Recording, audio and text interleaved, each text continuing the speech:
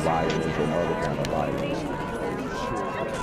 Get away! I could be at work, at school, in my car, I can still get shot by the police. I can get shot anywhere. So it is what it is.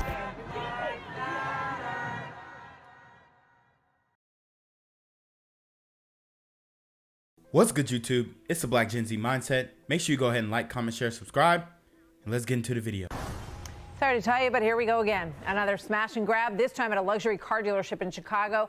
This happened on Saturday afternoon at noon. You got to believe there are people all over Christmas shopping, right?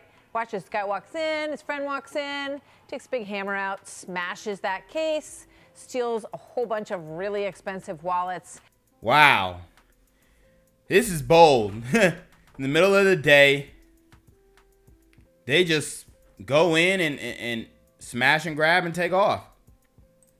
And he's off and running. Lawrence Jones is joining me on set here, but first to Joe Perillo, who's the There's literally people in that other section. co-owner of Bentley Gold Coast dealership. Joe, what goes through your mind when you look at that video, sir? Well, I could tell you when I wasn't here when it happened. I came in about an hour after it happened. I was unaware that it happened until I walked in, and my guys were all nervous and upset, and they told me that what happened, and I saw the videos, and I got really upset. And when the three, He don't know what to say because you can't pull a Michelle Nay and say what you really feel. So he has to watch his words very wisely. different news media were here, and I was really amped up. I was angry. I didn't, and I was raising my voice, but I made it clear that it was. I don't blame you. You said we're here to run a legitimate business, not a Western shootout, right? And you also talked about the city of Chicago is going to lose all of the stores, all the good stores like yours, right? I can't answer for the rest of them, but it passes my mind. I love this location. I love Chicago. First of all, let me just say this, please. Let me give a shout out for the Chicago Police Department. They're not the problem. They're the solution. Yeah. They're the greatest police force in the country as far as I'm concerned, but their hands are tied. And what's happening is there's no retribution. The criminals know that. They can smash and grab anything. We watch them do it. We can't do anything about it. They pull. Well, one had a gun at his side. He didn't pull. He didn't point the gun at anyone. But we have some of our employees have gun carrying cards. I have one myself. Mm-hmm. We don't dare shoot a guy until he lifts up a gun. I was happy and thankful that he didn't do it. There were kids in here. There were people in here. I was appalled and upset.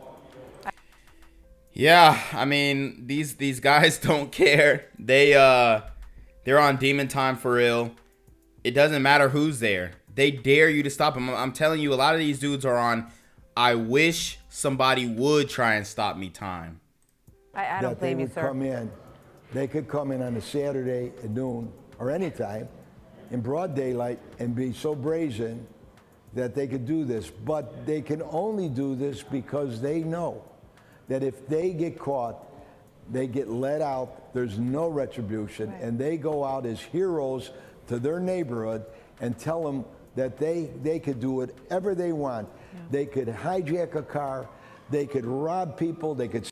So it sounds like this guy pretty much has a good idea of what's going on. You know, he identifies that, you know, these dudes are going back to their neighborhood and boasting on it. So it sounds like he has a good idea of what's going on. Steal their purses. And this upset me dearly. I did not realize, I'm not naive, but I did not realize that all over the nation they felt the way I did. I realize it now because I've been bombarded with calls from 6 o'clock yesterday morning until today. Joe, of all the people are so thankful that I'm saying what they're feeling. Speaking up. I hear you. Thank you very much, Joe. I thought it was just Chicago. You know, this was just during the riots in the beginning. Now it's like every Saturday, right? In the middle of the afternoon, they're going to bust your store up. Thank you very much, Joe Perillo. Thank you for being here. County DA George Gascon under fire. Los Angeles County DA George Gascon under fire for comparing Sheriff Alex Villanueva to a pig. Listen. My dad used to say that when you wrestle with a pig, you both get muddy and the pig likes it. So this is in Los Angeles.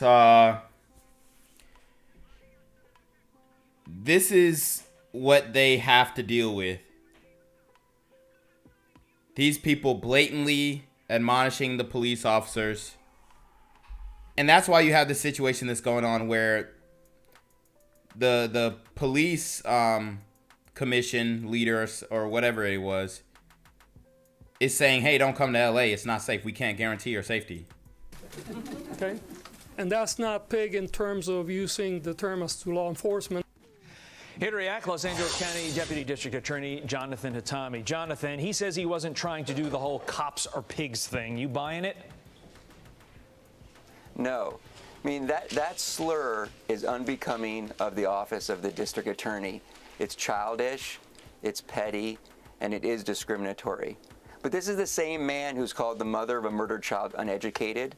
This is the same man who called myself and any other prosecutor who disagreed with him an internal terrorist. This is the same man who hired 2 public defenders and promoted them to management, one saying we should burn the city down and the other saying police officers are barbarians. So this is what you get when you elect a district attorney who has no experience, who's never tried one case. And what happens is when his policies are failing, he reverts to name calling and he reverts to calling people names. But really, what's more troubling, Todd, is the fact that there was a large group of George Soros elected DAs standing behind George Gascon. And you heard that they laughed and chuckled when George Gascon referred to the sheriff as a pig. Yeah, and that's crazy. That's crazy. Because there's just no unity with these DAs and these prosecutors and the police force who are trying to keep the city safe. I don't see LA getting any better, especially because of rhetoric like this and the overall sentiment in this country about what should be done about the violent crimes that are continuing to happen. That shows a complete lack of maturity on the part of those elected DAs. Because shortly before that press conference, 2 children were gunned down within a 24-hour period. Yeah, and what comes to my mind is Michelle O'Neill, in the, security of her own home, can't make some, insensitive remarks, racially insensitive remarks. But this DA can go on national television and call the sheriff of Los Angeles County a pig. And that is not a laughing matter. The homicide rate in Los Angeles County is up 74%. It's up 47% in the city. And that is not a laughing matter. That these type of crimes, violent crime, is skyrocketing. And to all the victims' family members and surviving family members, that isn't a laughing matter. Yeah, Jonathan, it's so bad. One detective tells tourists, don't come here. Listen. There's rampant crime everywhere. And in fact, Los Angeles is like the movie Purge, but instead of 24 hours to commit your crime, they have 365 days to go out and commit their crimes. And that's how it is right now in Los Angeles and in San Francisco. I mean, Jonathan, I lived there for 8 years. It wasn't anything like this. Gascon says it's not his policies that are doing this. How can he actually say that?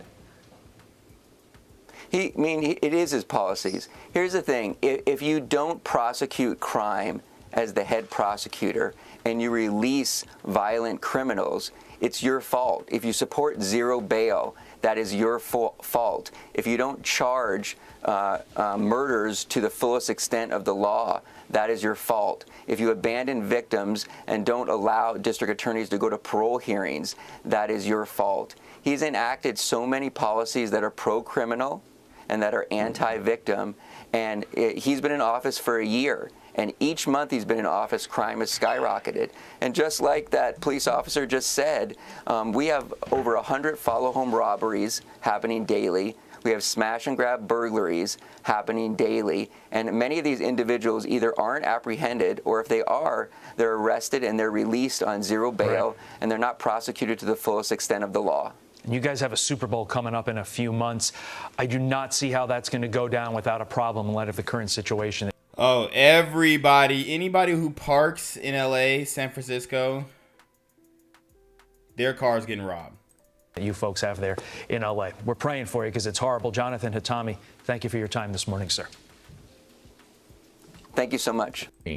Well, at least a dozen more follow-home type robberies have been reported in LA in the last few weeks, just as the LAPD started a special task force to track down the thieves responsible. NBC4 I-Team has some new data on the recent attacks. More now from investigative reporter Eric Leonard.